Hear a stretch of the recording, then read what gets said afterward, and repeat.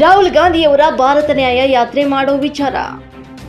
ದೇಶಕ್ಕೆ ಭದ್ರತಾ ಮಂಡಳಿಯಲ್ಲಿ ಕಾಯಂ ಸದಸ್ಯತ್ವದ ಆಫರ್ ಬಂದಿತ್ತು. ಯಾವ ಕಾರಣಕ್ಕೆ ನಿರಾಕರಿಸಿತ್ತು ಇದನ್ನ ಕಾಂಗ್ರೆಸ್ ದೇಶದ ಜನರ ಮುಂದೆ ಹೇಳಬೇಕು. ಚೈನಾ ಸಿಯಾಚಿನ್ ಪ್ರದೇಶ ಆಕ್ರಮಿಸಿಕೊಂಡಾಗ ಅದು ಹುಲ್ಲು ಬೆಳೆಯದ ಜಾಗ ಅಂದಿದ್ರು. ದೇಶದ ಬಗ್ಗೆ ಇವರಿಗೆ ಆ ರೀತಿಯ ಭಾವನೆ ಇತ್ತು. ಭಾರತ ವಿಭಜನೆಗೆ ಸಹಿ ಹಾಕಿದ ಪಾರ್ಟಿ ಕಾಂಗ್ರೆಸ್. ಇದು ಭಾರತಕ್ಕೆ ಮಾಡಿದ ಅನ್ಯಾಯ ಅಲ್ವಾ?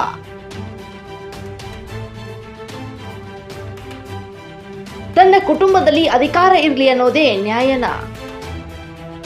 ಇದು ಕಾಂಗ್ರೆಸ್ ದೇಶಕ್ಕೆ ಮಾಡಿದ ಅನ್ಯಾಯ. ಪ್ರಾಯಶ್ಚಿತ್ತ ಮಾಡಿಕೊಳ್ಬೇಕು, ಕ್ಷಮೆಯನ್ನ ಕೇಳಬೇಕು. ಕಾಂಗ್ರೆಸ್ ಸ್ಟ್ಯಾಂಡ್ ಕ್ಲಿಯರ್ ಇಲ್ಲ, ಬರಬೇಕು ಬೇಡವೋ ಅಂತ. ನೋಡಿ, ಕಪಿಲ್ ಸಿಬಲ್ ಕಾಂಗ್ರೆಸ್ನ one of the senior most leader. ಅವರು ರಾಮ ಮಂದಿರದ ವಿರುದ್ಧವಾಗಿ ಸುಪ್ರೀಂ ಕೋರ್ಟ್ನಲ್ಲಿ ರಾಮ ಮಂದಿರದ ಕೇಸಿನ ವಿರುದ್ಧವಾಗಿ ವಕಾಲತ್ ಮಾಡಿದ್ರು. ಕಾಂಗ್ರೆಸ್ ಪಾರ್ಟಿ ಅಧಿಕಾರದಲ್ಲಿ ಇದ್ದಾಗ ರಾಮ ಪೌರಾಣಿಕ ವ್ಯಕ್ತಿ, ಒಂದು ಕಾಲ್ಪನಿಕ ವ್ಯಕ್ತಿ ಅಂತ ಅಫಿಡವಿಟ್ ಕೊಟ್ಟಿದ್ರು ರಾಮ್ ಸೇತು ಕೇಸು ಸಂಬಂಧಪಟ್ಟಂತೆ.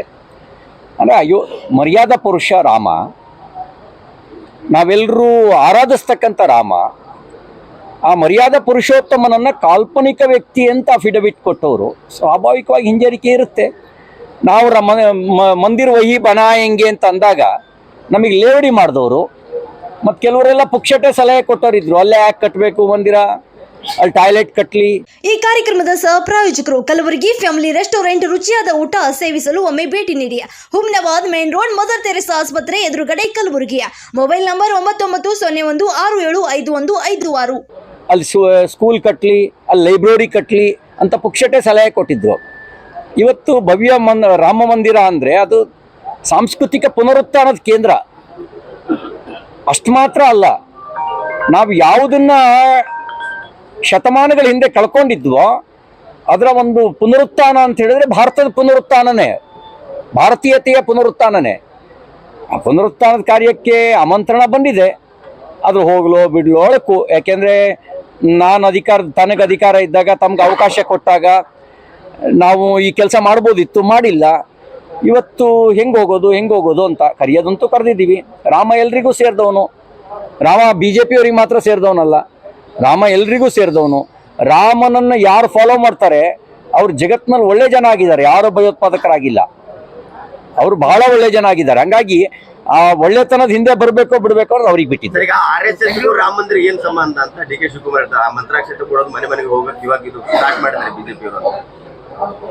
ಈಗ ಅವರು ಹೇಳಿದ್ರಲ್ವಾ, DK ಶಿವಕುಮಾರ್, ನಾನು ಸ್ವಯಂ ಸೇವಕ ಆಗಿದ್ದೆ, ನನಗೂ ಪ್ರಾರ್ಥನೆ ಬರುತ್ತೆ ಅಂತ ಹೇಳ್ತಿದ್ರು. RSS ಅಂತಂದರೆ ಅದು ಭಾರತೀಯತೆಯನ್ನು ಆರಾಧಿಸ್ತಕ್ಕಂಥ ಒಂದು ಸಂಘಟನೆ. ಭಾರತಕ್ಕೂ ನಿನಗೂ ಏನು ಸಂಬಂಧ ಅಂತ ಯಾರು ಕೇಳಿದ್ರೆ ಏನು ಪ್ರಶ್ನೆ ಹೇಳ್ತಾರೆ? ಆಕೆ ನಮ್ಮ ತಾಯಿ, ನಾವು ಅವ್ರ ಮಕ್ಕಳು. अगर आपका डेटा लॉस्ट हो गया हो तो परेशानी की बात नहीं है, क्योंकि उस्मान डेटा रिकवरी सर्विसेज आपके साथ है। हार्ड डिस्क, लॉजिकल या physical, pen drive, memory card, DVD repair, ये सारी चीजें होती हैं रिकवर उस्मान डेटा रिकवरी के पास। स्क्रीन पर नंबर पर कॉल करें।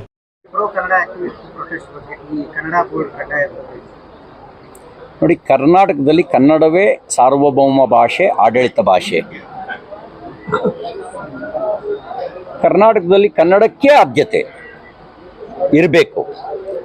ಅಷ್ಟು ಮಾತ್ರ ಅಲ್ಲ, ಹಾಗಂತ ನಮಗೆ ಇನ್ನೊಂದು ಭಾಷೆ ಮೇಲೆ ದ್ವೇಷ ಇಲ್ಲ. ನಮ್ಮಲ್ಲಿ ಇನ್ನೊಂದು ಭಾಷೆ ಮೇಲೆ ದ್ವೇಷ ಇಲ್ಲ. ನಮ್ಮ ನಾಡುಗೀತೆ ಏನು ಹೇಳುತ್ತೆ ಹೇಳಿ? ಭಾರತ ಜನನೀಯ ತನುಜಾತೆ, ಜಯ ಹೇ ಕರ್ನಾಟಕ ಮಾತೆ. ಏನದರ ಅರ್ಥ? ತಾಯಿ ಭಾರತಿ, ಆಕೆ ಮಕ್ಕಳು ನಾವು ಮಕ್ಕಳು ಅಂದಮೇಲೆ ಮರಾಠಿ ನಮ್ಮ ಸಹೋದರ ಭಾಷೆ, ತಮಿಳು ನಮ್ಮ ಸಹೋದರ ಭಾಷೆ, ತೆಲುಗು ನಮ್ಮ ಸಹೋದರ ಭಾಷೆ, ಕೊಂಕಣಿ ನಮ್ಮ ಸಹೋದರ ಭಾಷೆ, ಹಿಂದಿ ನಮ್ಮ ಸಹೋದರ ಭಾಷೆ. ಆದರೆ ಕರ್ನಾಟಕದಲ್ಲಿ ಬಂದಾಗ ಅವ್ರನ್ನ ಸಹೋದರ ಭಾಷೆಯಾಗಿ ಪರಿಗಣಿಸಬೇಕು. ಆದರೆ ಆಡಳಿತ ಭಾಷೆ, ಮಾತೃಭಾಷೆ ಅದು ಕನ್ನಡವೇ. ಲೋಕಸಭಾ ಚುನಾವಣೆಯಲ್ಲಿ ಕಾಂಗ್ರೆಸ್ನ ಸಚಿವರು ಚುನಾವಣೆಯಲ್ಲಿ ಭಾರತ್ ನ್ಯಾಯ ಯಾತ್ರೆ ಅಂತೇಳಿ ಕಾಂಗ್ರೆಸ್ನವರು ಮತ್ತೆ ಬಹಳ ದೂರ ತರನೇ ಒಂದು ಜನವರಿ 14ರಂದು ಕಾರ್ಯಕ್ರಮ ಮಾಡ್ತಾರೆ. ಕಾಂಗ್ರೆಸ್ ಯಾವ್ಯಾವಾಗ ಅಧಿಕಾರದಲ್ಲಿ ಇತ್ತೋ ಆಗ ಭಾರತಕ್ಕೆ ಅನ್ಯಾಯ ಮಾಡ್ತು, ಭಾರತಕ್ಕೆ ನ್ಯಾಯ ಕೊಡೋ ಕೆಲಸ ಮಾಡಲಿಲ್ಲ. ನೋಡಿ, ಭದ್ರತಾ ಮಂಡಳಿನಲ್ಲಿ ಕಾಯಂ ಸದಸ್ಯತ್ವದ ಆಫರ್ ಬಂದಿತ್ತು ಭಾರತಕ್ಕೆ. ಯಾವ ಕಾರಣಕ್ಕೆ ನಿರಾಕರಿಸ್ತು ಕಾಂಗ್ರೆಸ್ಸು? ದೇಶದ ಜನರ ಮುಂದೆ ಹೇಳಬೇಕಾದ ಅವಶ್ಯಕತೆ ಇದೆ. ಚೈನಾ ಸಿಯಾಚಿನ್ ಪ್ರದೇಶವನ್ನು ಆಕ್ರಮಿಸಿ ಕೂತ್ಕೊಂಡಾಗ ಸಂಸತ್ನಲ್ಲಿ ಅದು ಹುಲ್ಲು ಬೆಳೆಯದ ಜಾಗ ಅಂತ ಉತ್ತರ ಕೊಟ್ಟಿದ್ರು. ಅಂದರೆ ದೇಶದ ಬಗ್ಗೆ ಇರುವಂಥ ಭಾವನೆ ಅವರಿಗೆ ಆ ರೀತಿ ಇರ್ತಕ್ಕಂಥದ್ದು. ಭಾರತ ವಿಭಜನೆ ಆಯ್ತಲ್ಲ 1947 ಆಗಸ್ಟ್ 14ನೇ ತಾರೀಕು. ಆ ವಿಭಜನೆಗೆ ಸಹಿ ಹಾಕಿದ ಪಾರ್ಟಿ ಕಾಂಗ್ರೆಸ್ ಪಾರ್ಟಿ. ಆ ವಿಭಜನೆ ಸಂದರ್ಭದಲ್ಲಿ 3 ಕೋಟಿಗೂ ಹೆಚ್ಚು ಜನ ಸಂಕಷ್ಟಕ್ಕೊಳಗಾದರು. 40 ಲಕ್ಷಕ್ಕೂ ಹೆಚ್ಚು ಜನರ ಹತ್ಯೆ ಆಯಿತು ಯಾವುದೇ ಯುದ್ಧದಲ್ಲಿ. ಅದು ಪ್ರಥಮ ಮಹಾಯುದ್ಧ ಇರ್ಬೋದು, ದ್ವಿತೀಯ ಮಹಾಯುದ್ಧ ಇರ್ಬೋದು, ಯಾವುದೇ ಯುದ್ಧದಲ್ಲಿ ಅಷ್ಟು ಜನ ಸಾಯಲಿಲ್ಲ. ಇದು ಭಾರತಕ್ಕೆ ಮಾಡಿದ ಅನ್ಯಾಯ ಅಲ್ವಾ? ಆ ನಿರ್ಣಯ ತೆಗೆದುಕೊಳ್ಳದೆ ಇದ್ದಿದ್ರೆ ಸಾವನ್ನು ತಪ್ಪಿಸ್ಬೋದಿತ್ತು, ನಿರಾಶ್ರಿತರಾಗೋದನ್ನು ತಪ್ಪಿಸ್ಬೋದಿತ್ತು. ನೀವು ಯೋಚನೆ ಮಾಡಿ, ನಿಮ್ಮೂರಿನಲ್ಲೇ ನೀವು ನಿರಾಶ್ರಿತರಾಗುವಂಥದ್ದು ಇದು ಅನ್ಯಾಯದ ಸಂಗತಿ ಅಲ್ವಾ? ಭಾರತಕ್ಕೆ ನ್ಯಾಯ ಕೊಡುವಂಥ ಕೆಲಸ ಅಂದರೆ ಏನದು? ಅಂದರೆ ತನ್ನ ಕುಟುಂಬದಲ್ಲಿ ಅಧಿಕಾರ ಇರಬೇಕು ಅನ್ನೋದು ನ್ಯಾಯ ಕೊಡೋ ಕೆಲಸನಾ? ಇದು ದೇಶಕ್ಕೆ ಮಾಡಿದ ಅನ್ಯಾಯ. ತಾನು ಮಾಡಿದ ಅನ್ಯಾಯಕ್ಕೆ ಪ್ರಾಯಶ್ಚಿತ್ತ ಮಾಡ್ಕೋಬೇಕು ಅವರು, ಮತ್ತು ತಾನು ಅನ್ಯಾಯ ಮಾಡಿದ್ದೀನಿ ಅಂತ ಕ್ಷಮೆಯಾಚನೆ ಮಾಡಬೇಕು. ಇವತ್ತು ಒಂದು ಭಾಷೆಯನ್ನು ಇನ್ನೊಂದು ಭಾಷೆ ವಿರುದ್ಧ ನಿಲ್ಲಿಸೋ ಕೆಲಸ, ಪ್ರಾದೇಶಿಕತೆಯನ್ನು ಎತ್ಕಟ್ಟುವ ಕೆಲಸ, ಉತ್ತರದ ವಿರುದ್ಧ ದಕ್ಷಿಣವನ್ನು ಎತ್ಕಟ್ಟೋ ಕೆಲಸ, ಇದು ಕಾಂಗ್ರೆಸ್ ಮಾಡ್ತಿರೋ ರಾಜನೀತಿ. ಇದು ದೇಶವನ್ನು ಒಡೆಯುವ ಕೆಲಸ, ದೇಶಕ್ಕೆ ಮಾಡಿದ ಅನ್ಯಾಯ ಇದು. ಎಷ್ಟು ಸಾಧ್ಯ ಆಗುತ್ತೆ ಅಷ್ಟು ಒಡೆಯೋ ಪ್ರಯತ್ನ ಮಾಡಿದ್ರು. ಬ್ರಿಟಿಷರು ಕೇವಲ ಹಿಂದೂ ಮುಸ್ಲಿಂ ಇಷ್ಟೇ ಹೊಡೆದ್ರು, ಇವರು ಇಲ್ಲಿಂದ ಒಂದಕ್ಕೊಂದು ಜಾತಿವಾರು ಒಡೆಯೋ ಕೆಲಸ ಮಾಡಿದ್ರು,